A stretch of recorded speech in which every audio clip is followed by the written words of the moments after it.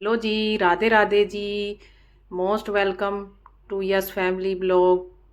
कैसे हैं आप सब लोग? आई होप आप सब लोग अच्छे ही होंगे कान्हा जी की कृपा से। मैं एक बार फिर से आ गई हूँ एक नई वीडियो के साथ, एक नई जानकारी के साथ। आप वीडियो को एंड तक ज़रूर देखें। फ्रेंड्स, कई बहनों का कमेंट है कि हम पूजा पाठ तो बहुत करते हैं लेकिन हमारे घर में सुख शांति और बरकत बिल्कुल भी नहीं है। हमारे घर में बरकत नहीं है, बीमारियां बहुत हैं। हम पूजा पाठ इतना करते हैं तब भी लड़ाई झगड़ा कलेश होता है हमारे घरों में। ये एक बहन का कमेंट था। तो आज इसी बारे में हम चर्चा करेंगे इस वीडियो में। अगर आप पूजा पाठ से हटकर मैं आज कुछ बातें बताऊंगी जिन पर आप ध्यान दें तो आपके घर से ये सब समस्याएं दूर हो जाएंगी। जो कि इन नियमों को आप पीरियड, सूतक पातक सभी में कर सकती हैं, जिससे आपकी समस्या का हल आपको अपने आप ही मिल जाएगी। है सुबह का समय, बच्चे कोल्ड कॉफ़ी मांग रहे थे, मैं उनके लिए कोल्ड कॉफ़ी बना रही हूँ। हाथ से ही बना रही हूँ, वैसे तो मिक्सी में जल्दी बन जाती है लेकिन आज मेरा मन था कि मैं हाथ से बना के देखूँ हाथ से कैसे बनती है। हाथ से भी अच्छे झाग हो रहे हैं।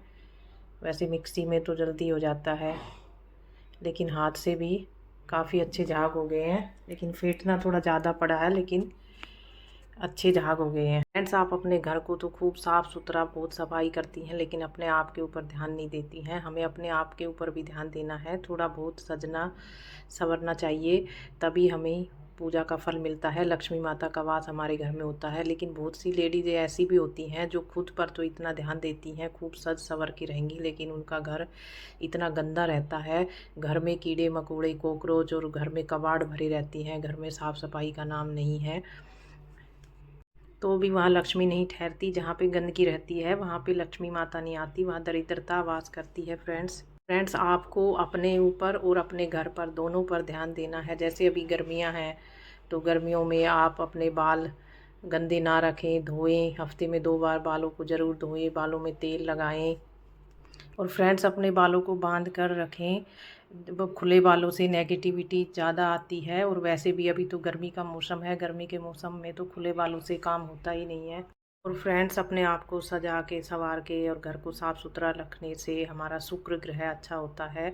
जिससे शुक्र ग्रह अच्छा होता है उसके घर में लक्ष्मी की कृपा बनी रहती है। और फ्रेंड्स, एक बात और, हम चाहे कितने ही पुराने से पुराना कपड़ा पहन लें लेकिन वो कहीं से फटा हुआ नहीं होना चाहिए। इससे भी हमारा शुक्र ग्रह खराब होता है, इसलिए हमें फटे कपड़े भी नहीं पहनने चाहिए। फ्रेंड्स, आप कपड़े तो कभी भी धो सकते हैं, सुबह शाम रात को कभी भी धो सकते हैं, लेकिन हमें जो कपड़े होते हैं वो अपने रात को बाहर नहीं छोड़ने चाहिए। हमें अपने कपड़े रात को हमेशा उतार लेने चाहिए। हमें कपड़ों को रात को बाहर बिल्कुल भी नहीं छोड़ना है, ठीक है। और फ्रेंड्स, कई महिलाओं की आदत होती है वो लेट उठती हैं, तो उनके बच्चे स्कूल जाते हैं, पति ऑफिस जाता है, तो उठते ही किचन में लग जाती हैं। नहीं, हमें ऐसा नहीं करना है। हमें सुबह सबसे पहले घर में उठकर झाड़ू ज़रूर लगनी चाहिए। हमें बासी घर में किचन में काम शुरू नहीं करना चाहिए। पोछा चाहे हम दिन में कभी भी लगा लें, लेकिन सुबह उठ के हमें झाड़ू ज़रूर लगानी चाहिए।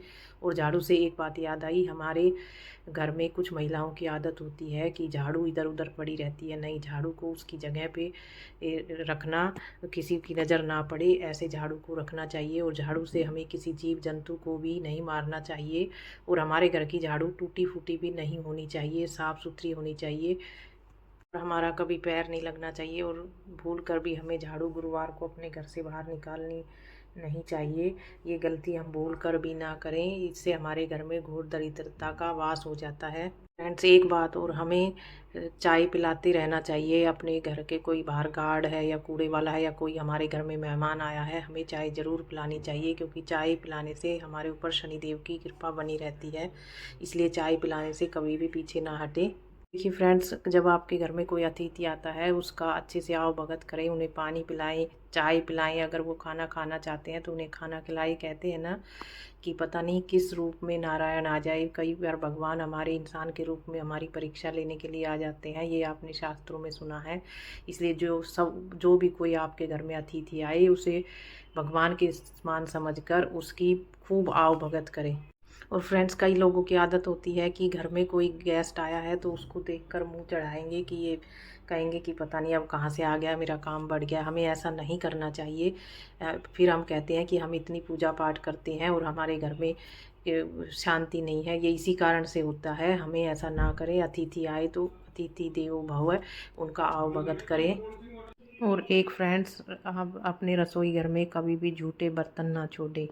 जूठे बर्तन रात को तो बिल्कुल भी नहीं छोड़ने चाहिए। बर्तन हमेशा साफ़ करके रखें। और जिनके घर में मेड आती है वो बर्तनों में से जूठन हटाकर उसमें पानी डाल के रखें। बर्तनों को कभी भी ऐसे ना रखें जिससे बर्तन अगर रसोई घर में जूठे होते हैं तो घर में बरकत नहीं होती है। कि रसोई घर में अन्नपूर्णा माँ का वास होता है और हमें रसोई घर में साफ़ सुथरा रखें और जूठे बर्तन तो कभी भी ना रखें।